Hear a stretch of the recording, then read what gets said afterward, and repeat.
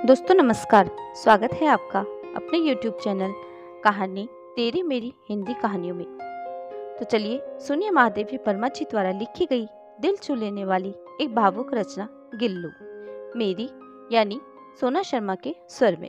सोनजूही में एक पीली कली लगी है। उसे देखकर अनायास ही उस छोटे जीव का स्मरण हो आया जो इस लता की सघन हरितिमा में चिपकर बैठता था और फिर मेरे निकट पहुंचते ही कंधे पर कूदकर मुझे चौंका देता था। तब मुझे कली की खोज रहती थी, पर आज उस लघु प्राणी की खोज है। परंतु वह तो अब तक इस सोनचूही की जड़ में मिट्टी होकर मिल गया होगा। कौन जाने स्वर्णिम कली के बहाने वही मुझे चौंकाने ऊपर आ गया हो।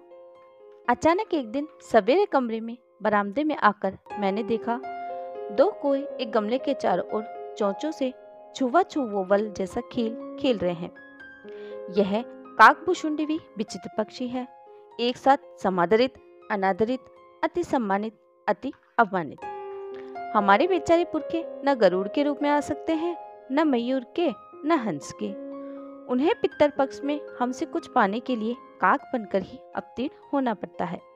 इतना ही नहीं, हमारे दूरस्थ प्रियजनों को भी अपने आने का मधुर संदेश इनके कर्कश स्वर में ही देना पड़ता है। दूसरी ओर हम कौवा और काव काव करने की अवमानना के अर्थ में ही प्रयुक्त करते हैं। मेरे काक पुराण के विवेचन में अचानक बाधा आ पड़ी, क्योंकि गमले और दीवार की संधि में छिपे एक छोटे से जीव पर मेरी दृष्टि रुक गई। निकट जाकर देखा, गिलहरी का छोटा सा बच्चा है जो संभवतः घोंसले से गिर पड़ा है और अब कोई जिसमें सुलभ आहार खोज रहे हैं। काकद्वय की चोंचों के दो घाव उस लघु प्राण के लिए बहुत थे, अतः वह निश्चेष्ट सा गमले में चिपटा पड़ा था। सबने कहा कि कोई की चोंच का घाव लगने के बाद यह बच नहीं सकता, अतः इसे ऐसे ही रहने दिया जाए। परंतु मन ने ही माना। उसे हौले से उठाकर अपने कमरे में ले आई। फिर रुई से रक्त पोंछकर घावों पर पेनिसिलिन का मरहम लगाया। रुई की पतली बत्ती दूध में भिगोकर जैसे तैसे उसके नन्हे से मुंह में लगाई, पर मुंह खुल न सका और दूध की बूंदें दोनों ओर लुढ़क गई। कई घंटे के उपचार के उपरांत उसके मुंह में एक बूंद पानी टपकाया जा सका। तीसरे दिन वह इतना अच्छा और आश्वस्त हो गया कि मेरी उंगली अपने दो नन्हे पंजों से पकड़कर नीले कांच की मोतियों जैसी आंखों से इधर उधर देखने लगा। 3-4 मास में उसके स्निग्ध रोए, झप्पेदार पूंछ और चंचल चमकीली आंखें सबको विस्मित करने लगी। हमने इसकी जातिवाचक संख्या को व्यक्तिवाचक का रूप दे दिया और इस प्रकार हम उसे गिल्लू कहकर बुलाने लगे। मैंने फूल रखने की एक हल्की टलिया में रुई बिछाकर उसे तार से खिड़की पर लटका दिया। वही 2 वर्ष गिल्लू का घर रहा। वह स्वयं हिलाकर अपने घर में झूलता और अपनी कांच के मनकों सी आंखों से कमरे के भीतर और खिड़की से बाहर न जाने क्या देखता समझता रहता था। परंतु समझदारी और कार्यकलाप पर सबको आश्चर्य होता था। जब मैं लिखने बैठती तब अपनी ओर मेरा ध्यान आकर्षित करने की उसे इतनी तीव्र इच्छा होती थी, उसने एक अच्छा उपाय खोज निकाला। वह मेरे पैर तक आकर सरल से पर्दे पर चढ़ जाता और फिर उसी तेजी से उतरता। उसका यह दौड़ने का क्रम तब तक चलता जब तक मैं उसे पकड़ने के लिए न उठती। कभी मैं गिल्लू को पकड़कर एक लंबे लिफाफे में इस प्रकार रख देती कि अगले 2 पंजे और सिर के अतिरिक्त सारा लघु गात लिफाफे के भीतर बंद रहता। इस अद्भुत स्थिति में कभी कभी घंटों मेज पर दीवार के सहारे खड़ा रहकर वह अपनी चमकीली आंखों से मेरा कार्यकलाप देखा करता। भूख लगने पर चिक चिक करके मानो वह मुझे सूचना देता है और काजू या बिस्किट मिल जाने पर उसी स्थिति में लिफाफे से बाहर वाले पंजों से पकड़कर उसे कुतरता रहता। फिर गिल्लू के जीवन का प्रथम बसंत आया। नीम चमेली की गंध मेरे कमरे में हौले हौले आने लगी। बाहर की गिलहरियां खिड़की की जाली के पास आकर चिक चिक करके न जाने क्या कहने लगी। गिल्लू को जाली के पास बैठकर अपनेपन से बाहर झांकते देखकर मुझे लगा कि इसे मुक्त करना आवश्यक है। मैंने कीले निकालकर जाली का एक कोना खोल दिया और इस मार्ग से गिल्लू ने बाहर जाने का सचमुच मुक्ति की सांस ली। इतने छोटे जीव को घर में पले कुत्ते और बिल्लियों से बचाना भी एक समस्या ही थी। आवश्यक कागज पत्रों के कारण मेरे बाहर जाने के बाद कमरा बंद ही रहता था। मेरे कॉलेज से लौटने पर जैसे ही कमरा खोला गया और मैंने भीतर पैर रखा, वैसे ही गिल्लू जाली के द्वार से भीतर आकर मेरे पैर, सिर और सिर से पैर तक दौड़ लगाने लगा। तब से यह नित्य का क्रम हो गया। मेरे कमरे से बाहर जाने पर गिल्लू भी खिड़की की खुली जाली की राह बाहर चला जाता और दिन भर गिलहरियों के झुंड का नेता बना हर डाल पर उछलता कूदता रहता और ठीक 4 बजे वह खिड़की से भीतर आकर अपने झूले में झूलने लगता।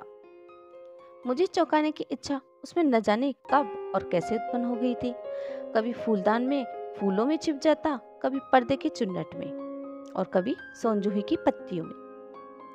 मेरे पास बहुत से पशु पक्षी हैं और उनका मुझसे लगाव भी कम नहीं है, परंतु उनमें से किसी को मेरे साथ थाल में खाने की हिम्मत नहीं हुई, ऐसा मुझे स्मरण नहीं आता। गिल्लू इनमें अपवाद था। मैं जैसे ही खाने के कमरे में पहुंचती, वह खिड़की से निकलकर आंगन की दीवार, बरामदा पार करके मेज पर पहुंच जाता और मेरी थाली में बैठ जाना चाहता। बड़ी कठिनाई से मैंने उसे थाल के पास बैठना सिखाया, जहां बैठकर वह मेरी थाली में से एक एक चावल उठाकर बड़ी सफाई से खाता रहता। काजू उसका प्रिय खाद्य था और कई दिन काजू न मिलने पर वह अन्य खाने की चीजें या तो लेना बंद कर देता था या झूले के नीचे फेंक देता था। इसी बीच मुझे मोटर दुर्घटना में आहत होकर कुछ दिन अस्पताल में रहना पड़ा।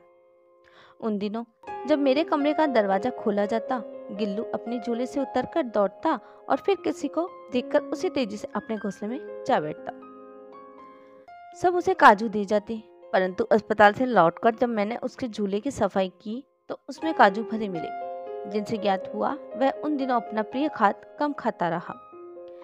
मेरी अस्वस्थता में वह तकिए पर सिरहाने बैठकर अपने नन्हे नन्हे पंजों से ये मेरे सिर और बालों को इतने हौले हौले सहलाता रहता कि उसका हटना एक परिचारिका के हटने के समान लगता। गर्मियों में जब मैं दोपहर में काम करती तो गिल्लू न बाहर जाता न अपने झूले में बैठता। उसने मेरे निकट